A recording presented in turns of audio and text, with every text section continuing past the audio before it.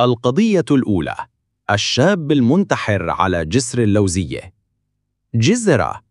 القضية الأولى بتحكي عن شاب قضى حياته ناطراً على جسر اللوزية.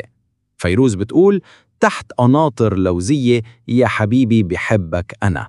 طيب خلينا نكون منطقيين، شاب قاعد تحت جسر، شو ممكن يكون عم يعمل غير إنه عم ينتحر اجتماعياً؟ أولاً، ليش ناطرة هنيك بالذات؟ ما في كافيه محترم يعدو حلي؟ ما في مول؟ يعني ما لقى غير مكان مقطوع تحت جسر كله رطوبة وممكن يطلع لك منه أي شيء؟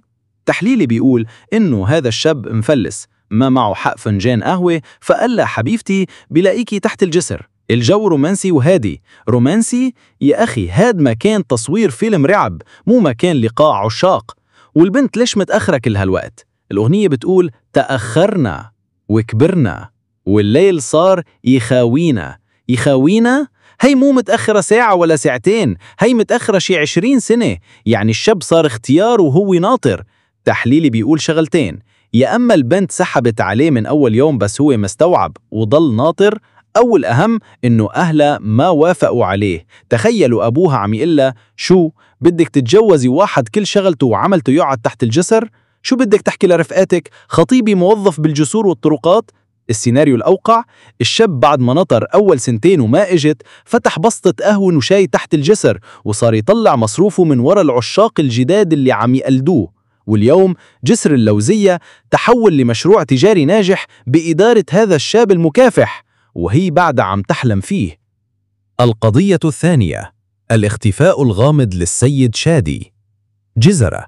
مننتقل لوحدة من أغمض القضايا في تاريخ الأغنية العربية، قضية اختفاء شادي. فيروز بتقول: راح شادي وغاب شادي. طيب لوين راح؟ الرواية الرسمية بتقول إنه تاه بالوادي ومات، بس أنا كمحقق ما بصدق هالروايات السطحية. عندي 3 نظريات مؤامرة بتفسر اختفاء شادي. مضرية الهجرة غير الشرعية. شادي كان عم يخطط للهجرة من زمان. قصة نزلة عبير الشمس والعبنة بالثلج كانت مجرد تمويه.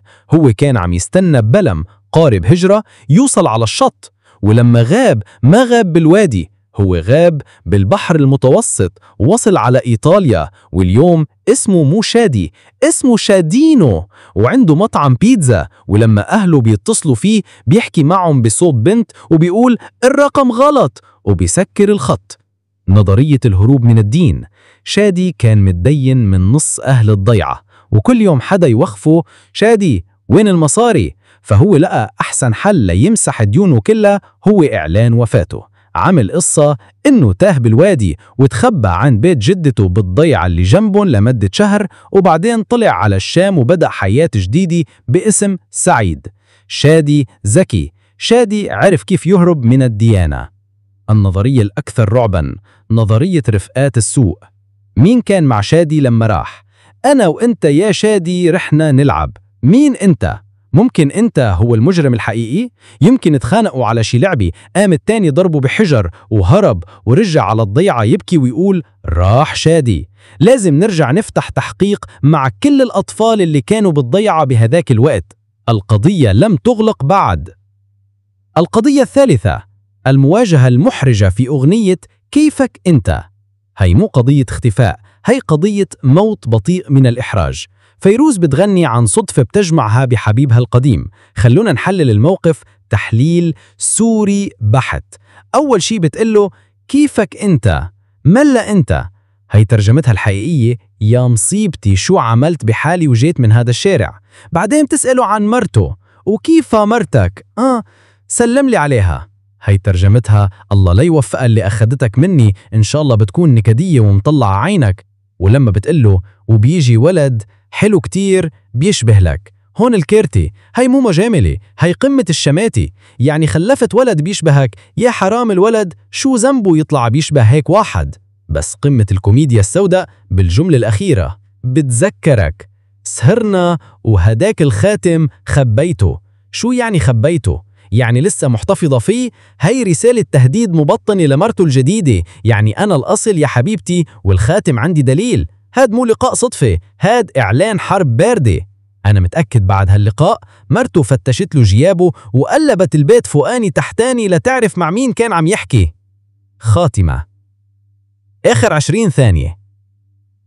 جزرة بيرجع لصوته الطبيعي الحماسي، وهيك منكون كشفنا جزء بسيط من الحقائق المخفية وراء أغاني ست الكل فيروز. إذا عندكم نظريات تانية عن شخصيات غريبة مثل عنا في قهوة على المفرق أو بياع الخواتم، شاركونا إياها بالتعليقات فوراً، بدنا نفتح كل الملفات.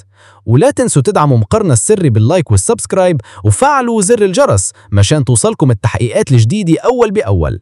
كان معكم المحقق جزرة، وإلى اللقاء في قضية جديدة. موسيقى النهاية الغامضة تعود وترتفع ثم تتلاشى.